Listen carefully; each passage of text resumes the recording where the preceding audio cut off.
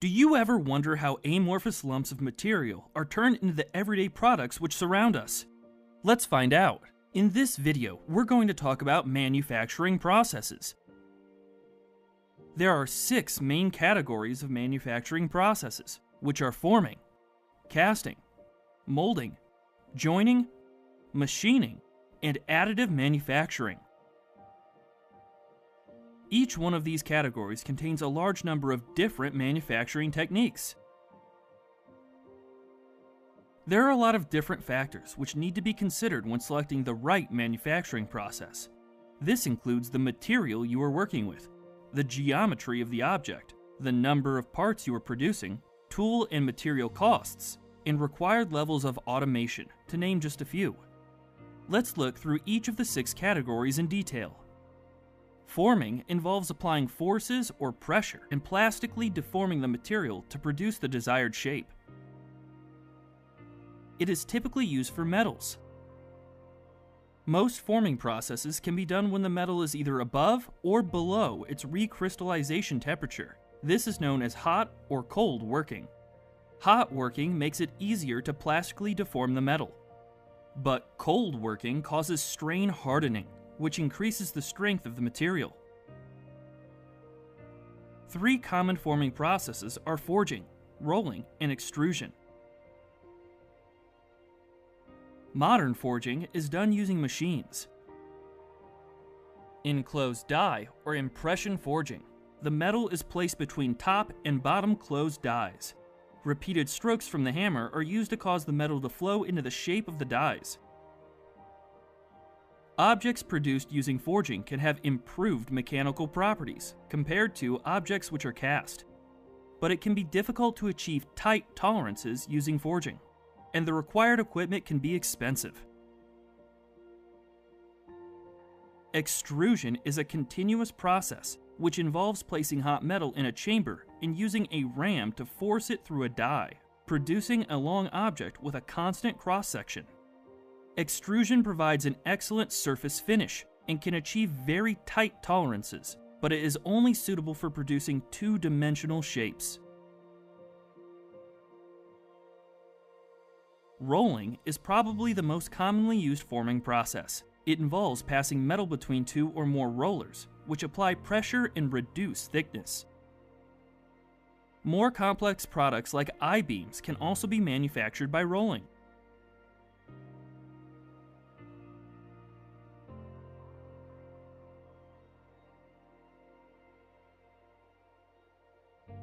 Rolling can result in improved mechanical properties and can be automated, which makes it good for large-scale production, but tooling costs tend to be high and it can't be used to produce very complex shapes. Let's move on to the next category of manufacturing processes, casting. Casting involves pouring molten metal into a mold and allowing it to solidify. It is what we call a primary shaping process. A secondary process, such as machining, is typically needed to achieve the desired surface finish. Like forming, casting is most commonly used for metals. 3 common types of casting are die casting, sand casting, and investment casting. In die casting, molten metal is forced into reusable metal dies at high pressure. Once the molten metal has solidified, it is removed from the mold.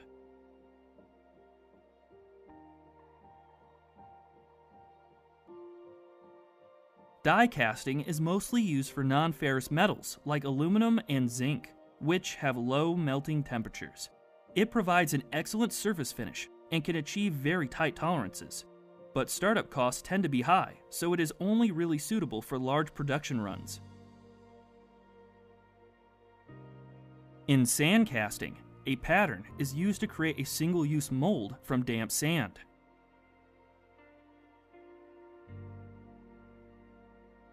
The sand is typically contained in 2 mold boxes called the cope and the drag.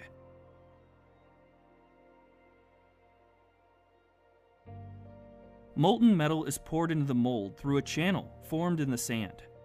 When the metal has solidified, the cast object can be removed from the sand. Sand casting can be used for a wide range of metals, including those with high melting temperatures. It can produce large and complex parts, and initial costs are very low, making it good for small production runs. However, it provides a poor surface finish and is not as accurate as other casting processes. The last casting process we will look at is investment casting. Several wax patterns of the same object are created and attached to a sprue. The wax tree is dipped into a slurry to create a ceramic mold.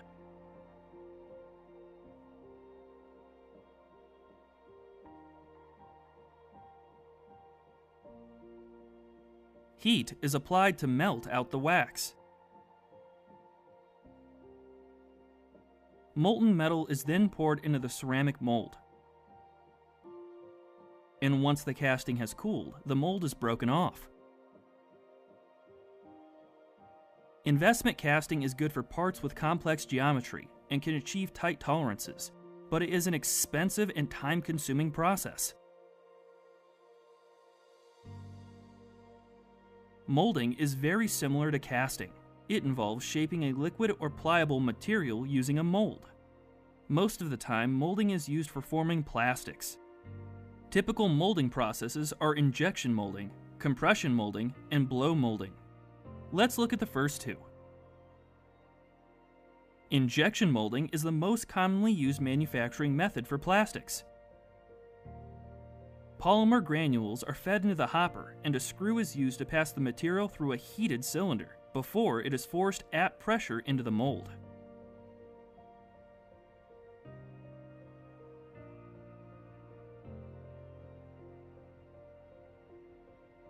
Injection molding is mostly used for thermoplastics, which are polymers which soften when they are heated and harden when they are cooled. It is a very fast process and can be fully automated, meaning labor costs are low, but startup costs are very high due to the expensive molds, so it is really only cost effective for large production runs. Compression molding involves placing a precise amount of material into a mold. The mold is closed and pressure and temperature are applied.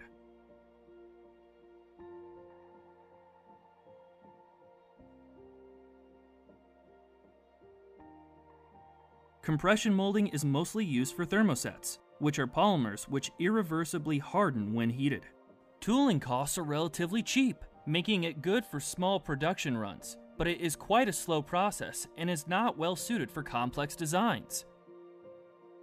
So far, we have only looked at material deformation processes. Machining is a material removal process, where a tool is used to remove material from a larger object. It is often used for secondary shaping, when the part has already been formed using a primary process like casting. Machining can be used for a wide range of materials, including metals, plastics, and wood. Examples of machining include drilling, turning, and reaming. Drilling is the cutting of a normal circular hole by pressing a rotating drill bit through a solid object.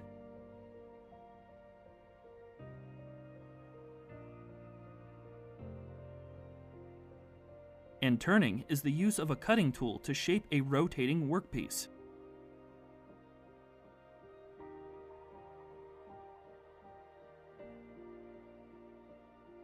Let's move on to the next category. Joining involves combining multiple separate components into a larger assembly. Like machining, joining is a secondary process. Welding, riveting, brazing, soldering, and fastening are all different types of joining processes. Welding uses extremely high heat to fuse distinct metal parts together. Unlike soldering and brazing, the base metal melts during welding. The final category is additive manufacturing, which involves adding material to build up the desired object, typically one layer at a time. 3D printing, selective laser sintering, and vat polymerization are examples of additive manufacturing techniques. For 3D printing, a computer is used to successfully build up an object layer by layer. 3D printing is a slow process, and the range of materials which can be used is limited, As a result, it tends to be used for prototyping rather than for mass production. That's it for this introduction to manufacturing processes. Please leave a comment to let me know what you think, and don't forget to subscribe if you haven't already.